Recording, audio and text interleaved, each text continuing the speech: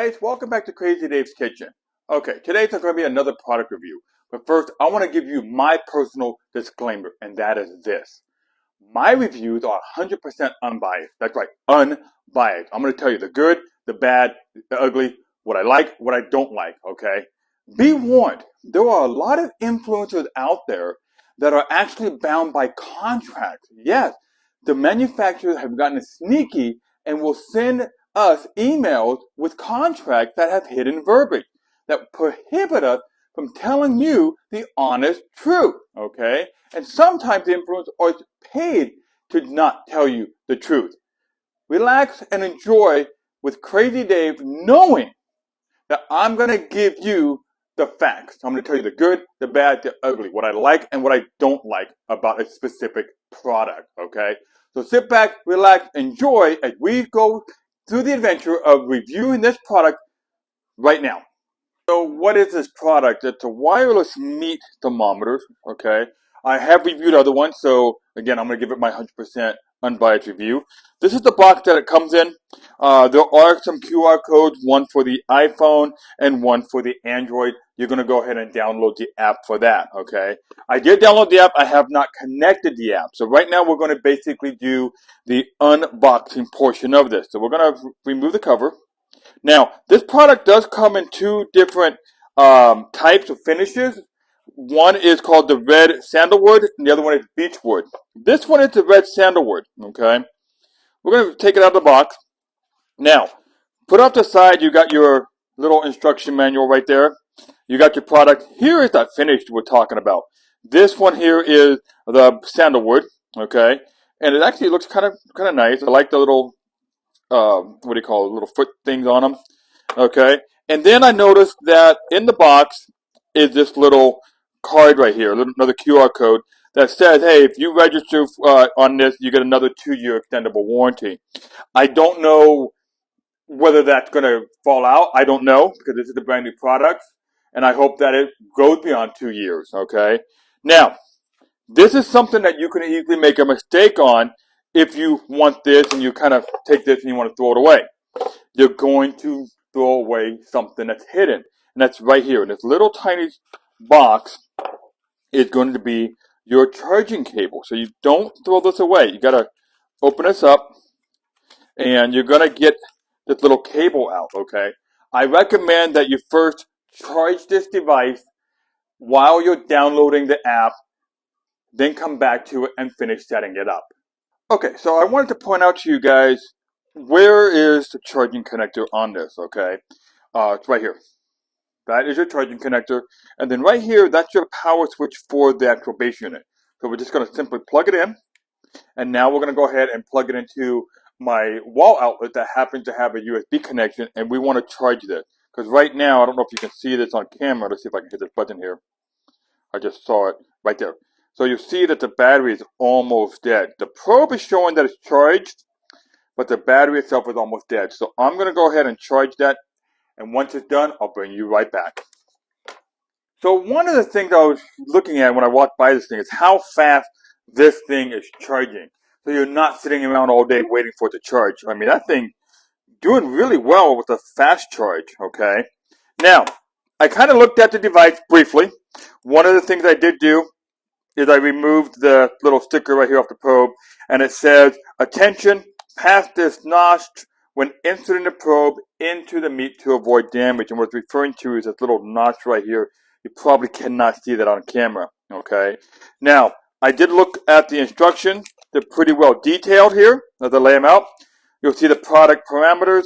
That is also here on the back of the box. I think it's easier to read it from the sheet versus the box itself.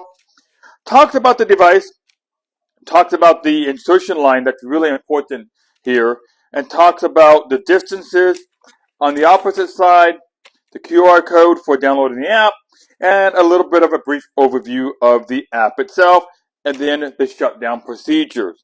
Okay, one thing I noticed with the device itself is the way it comes out and the way it goes back into the charging device. So when you remove it, just grab it right here at the edge, and you pull it up, and it slides out. No problem. Okay. Now, when you put it back in, that's where I noticed there's a small trick here. There's a small little notch right here. I don't know if you guys can see that on camera. Okay.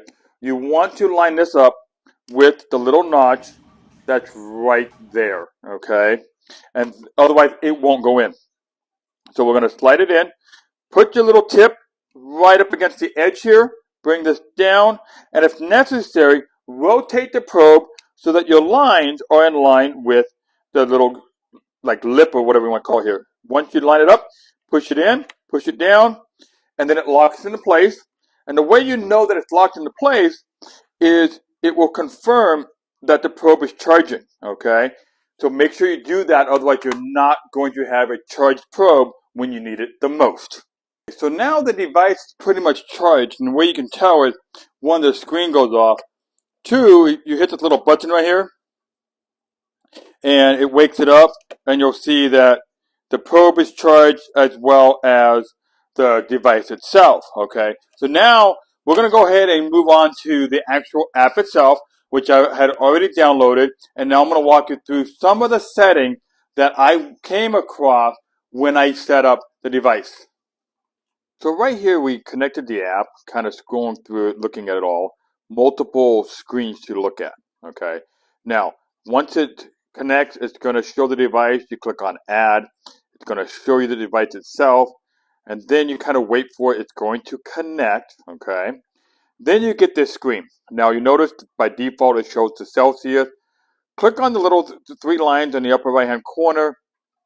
And now you're going to go ahead and go to settings. You're going to change the temperature to Fahrenheit, okay? And as you can see, it now shows the Fahrenheit settings, okay? Then what we're going to do is go back and we're going to go to settings again. And we're going to look at the different choices that it gives to us, okay? And some of the choices it gives to you to record it, to change your sounds, and so on. Now we're right now back to the main menu, kind of playing around with it a little bit here. So now it's going to show you this little pop-up about notifications and Bluetooth. Click on Allow Both.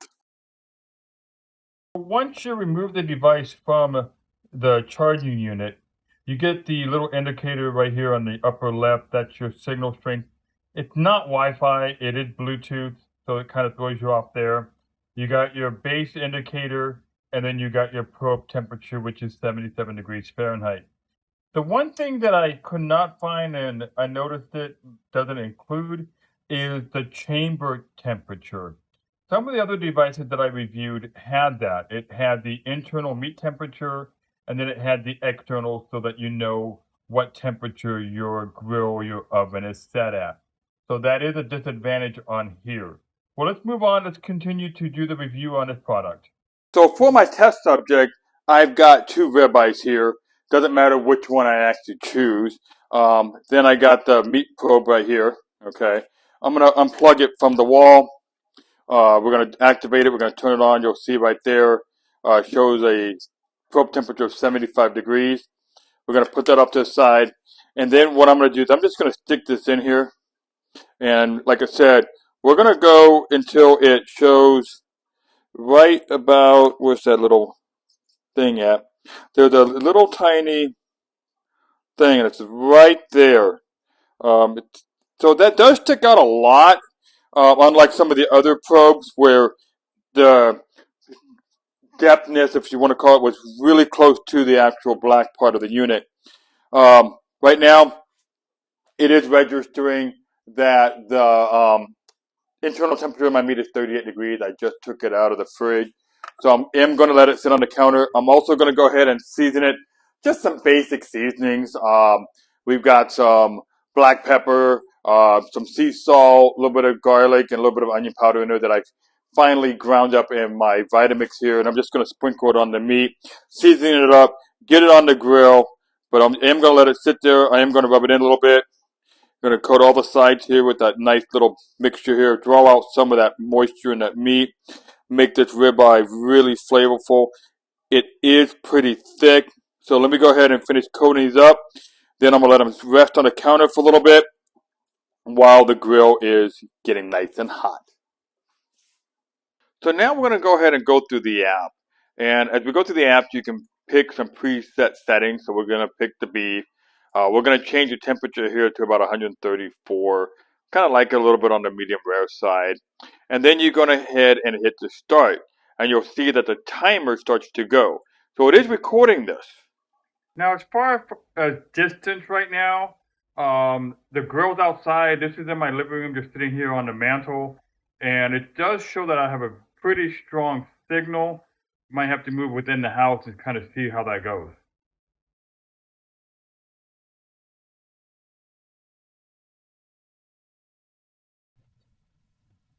All right, for some unknown reason, I did get a lost connection setting. So I did move the device a little bit closer to the grill. I don't know what that was about. But right now, I am going to go ahead and do a reverse sear on a steak. I wonder if, because my internal temperature of the grill itself reached over 300, if that exceeded the temperature range for the probe itself. But we're going to keep testing it out. We're going to find out exactly why it did what it did, or try to find out. For some reason, again, I lost connection with it. But I did find out that the base is magnetic. Sorry, my grill's a little dirty here. But my internal temperature of my grill is only 305, 306. And the steak itself is way over here in the corner. Let's see here. There we go. So I'm really concerned with the fact that it doesn't work in what I would consider high temperatures or normal barbecuing stuff. I'm a little concerned about that because all the other probes I've tested out seem to handle very well with the high temperatures. Alright guys, so the probe kept failing a lot, and it's almost like anytime my grill reached over 200. Now, I noticed that on the specifications it mentioned that the probe can go to about 212, give or take. But honestly, for us barbecue guys, that's not, a good range, because our grills usually get hotter than 212. Even right now, my grill is showing 246, 247, and it just barely came back online, and that's because way over here, I've got the meat. So I'm really concerned that this is something that may not be feasible for us barbecue guys who like to cook hot and fast, or using higher temperatures. So I'm really kind of not thrilled about this, but let's keep going and see how this thing turns out. So this is what it displays once your meat reaches the target temperature, and you also get a lot of sounds or alerts. Then you get this option to save your history. Okay, guys, so what's my viewpoint of that product, the wireless thermometer? There are a few things I did like. I liked, there goes the instruction. I like the overall feel of it, the look of it, the appeal. It's very appealing. When it worked, it did kind of, show very well. The app is amazing. I like the rosewood feeling. I like the fact being that it's, magnetic base. I like that a lot. But what I didn't like was the probe feature. It just seemed that it stopped working once the steak or the ribeye hit the grill and right over the hot area of the grill. It just stopped working, and I didn't like that. And I didn't like that it doesn't have an ambient setting. It doesn't tell me what my grill is running at. So you don't know what's really going on with the grill. And it also seemed that there's too much space between that little line and the actual external part of the probe. So I don't know if that's the problem. I am reaching out to the manufacturer. I'm giving them my insights on this video, letting them know what I liked, what I didn't like. And I hope that they go back and redesign the actual probe itself, make it better. Because they've got a pretty cool product, just needs a little bit of enhancements there. Well, that's Crazy Dave. Thanks for watching my review. Make sure you hit the like button, subscribe, share this video, and comment below. Hey guys, okay, Crazy Dave again. So I reached out to the manufacturer in regard to the meat thermometer and the issues that I was having where it stopped malfunctioning or it started malfunctioning, stopped working when I was using high temperatures, when I used it over my my grill, and I used it on other portions of my grill. And they reached back to me and they wanted me to do some additional testing on that. One of the things they're saying is that when the probe turned off when the ribeye was directly over the high heat is a safety feature. And they wanted me to try to retest it. This time I'm going to use some chicken breast that I've been marinating here. And they want me to kind of put the probe all the way in instead of up to the line, see how that responds, and keep it away from the direct heat to see if the thermometer still does the malfunction. So sit back, relax, enjoy as I continue to see whether or not this meat probe is an amazing product. Okay, so right now it's reading 57 degrees Fahrenheit on the thermometer, and again, it's magnetic. And then I'm going to come over here, open up the grill, and you got some chicken breast over here. And then I decided to put that one with the probe all the way over here. And you'll see that I put the probe all the way in up to the black part as the manufacturer has suggested. So let's let this chicken cook and let's see how it goes. So as of right now, it's still registering perfectly fine, being that I put the chicken off to the side and I put the probe all the way in.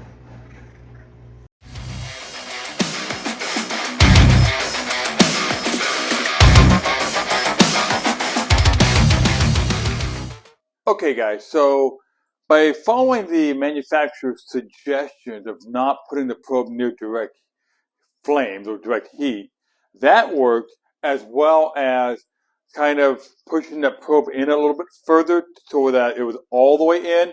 I didn't get any error messages whatsoever, and it did cook the chicken pretty well. So I like the suggestion. I'm hoping they update their owner's manuals to reflect such, okay? But it is an overall good product. Again, I would want to test it out further, but I do like what I saw so far.